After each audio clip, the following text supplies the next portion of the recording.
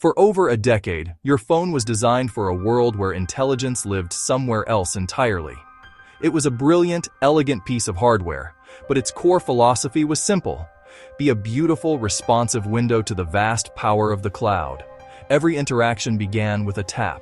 You tapped an app icon, a self-contained silo of function. That single tap sent a request across the globe to massive, power-hungry data centers. Far away, powerful servers did all the heavy lifting. They processed your query, they crunched the data, they rendered the video, and they sent the finished results back to your screen. The phone itself didn't need to think. Its primary job was to display information, not create it.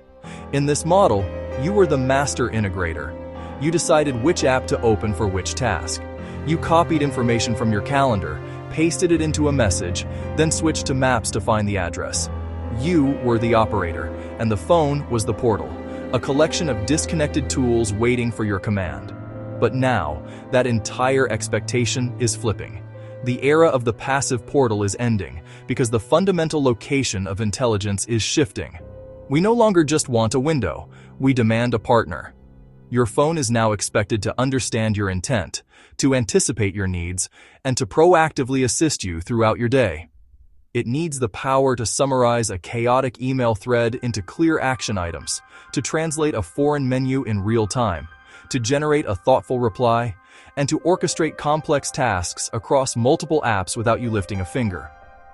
To do this, intelligence is moving from the distant cloud directly into the silicon in your hand. The neural processing units and unified memory architectures inside modern devices are becoming powerful enough to run sophisticated AI models locally. This migration creates a deep fracture in the market. It draws a sharp line between phones built for the old world of apps and a new generation of devices built from the ground up for on-device intelligence. The app phone is history. Welcome to the intelligence phone. For years, upgrades were obvious: better cameras, brighter, smoother screens, thinner bodies, faster chips, longer battery. You could hold the difference in your hand. Then phones matured. A 3-4-year-old flagship still feels fast. Photos, still social ready. Streaming, smooth. Analysts warn, upgrades are harder to justify. Everything looks good enough. Foldables tried to change the shape. AI tries to change what a phone is. The next upgrade, not the camera, the brains. Can your phone run intelligence? We used to compare what we could see, but the new battle is invisible. It's about internal capacity to be intelligent. A normal phone waits for commands. An AI phone understands context.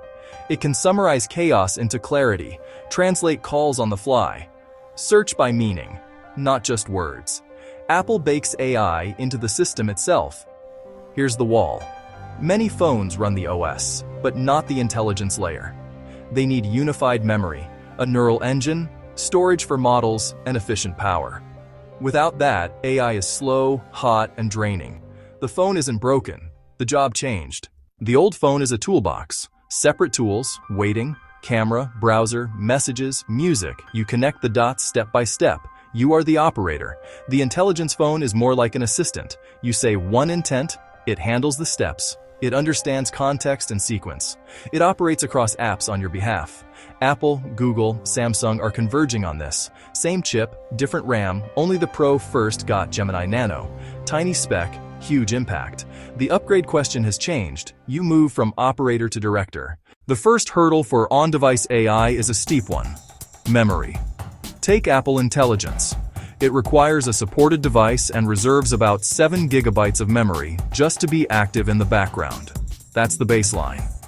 For more advanced capabilities, like the rumored future of Siri, analysts suggest the real target is closer to 12 gigabytes of unified memory. This isn't just about having more RAM. It's about a specific type of architecture where the CPU, GPU, and neural engine can all access the same pool of data instantly. This architectural shift immediately sidelines many older phones. It's not that their processors are too slow for daily tasks, but their hardware was never designed for this kind of integrated high-bandwidth data access. They have fundamental architectural limits. It's why chip makers like Qualcomm now market AI performance and performance per watt, not just raw clock speed. The game has changed from short sprints to an all-day marathon. Constant, ambient intelligence, thinking all day to anticipate your needs, requires incredible efficiency, not just momentary spikes of power. Think of it this way. A traditional app is like a small notebook on your desk. You open it for one task, then close it.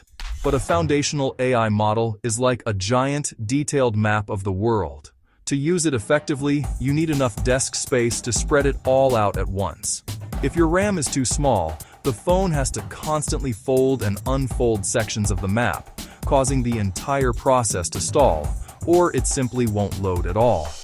The second critical component is the Neural Processing Unit, or NPU. These are specialized circuits built for one thing: the unique parallel mathematics of neural networks. General-purpose CPUs aren't efficient at it. Forcing a CPU to run these complex AI models is like asking a poet to do advanced calculus. It can try, but the result is immense strain, generating excess heat, noticeable lag, and catastrophic battery drain. Because of these hardware realities, two distinct classes of smartphones are forming beneath the surface: those with the architecture for intelligence and those without. This isn't a trend limited to one company. Across the board, industry leaders are steering their flagships toward powerful, efficient on-device AI. They may have different brands and ecosystems, but the fundamental direction is the same: building a future with more local, personal, and immediate intelligence right in your hand. Older phones can use ChatGPT, Gemini, or Claude in the cloud, sure, but the cloud has hard limits. No connection, no assistant. Latency adds seconds that feel huge next to instant replies. Cloud compute is costly and often becomes subscriptions. On-device is faster and more private. Your messages, photos, calendar can stay on your phone, and it works offline. The future is hybrid. Small private tasks stay local. Big jobs go to the cloud when needed. But your phone still needs enough brains to decide.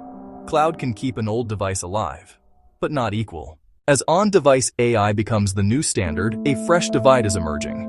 Intelligence itself will be unevenly distributed, not by access to the internet, but by the hardware in our pockets. Imagine two students tackling the same assignment. One gets AI-generated summaries and detailed project plans in seconds, freeing up their time for critical thinking and creativity. The other, with an older device, does it all by hand, bogged down in the manual labor of research and organization. The gap in efficiency is enormous. The new generation of AI phones can actively coach your writing, refine your ideas, and organize your life with proactive intelligence. In contrast, basic phones remain passive tools, waiting for your command, but this rapid evolution comes with significant costs. Faster, more compelling upgrade cycles can fuel a mountain of e-waste, straining our planet. We must consider the environmental price of progress. And what about privacy? Even with powerful on-device processing, hybrid AI still sends some data to the cloud for complex tasks. Finding the right balance between capability and confidentiality is crucial. From NVIDIA's chips to the models from OpenAI, Google, xAI, and Anthropic, the race to dominate this new landscape is on, and it's moving at breakneck speed. Suddenly, your perfectly functional phone might feel incomplete, a relic from a bygone era. This is where you must look past the hype. Before you upgrade, ask what the AI actually does for you. Does it solve a real problem? Does it make your life genuinely easier? Upgrade wisely, with intention, and when you do, recycle responsibly. In the AI era, you're not just buying a phone, you're choosing the assistant that will shape your daily life. Make that choice count.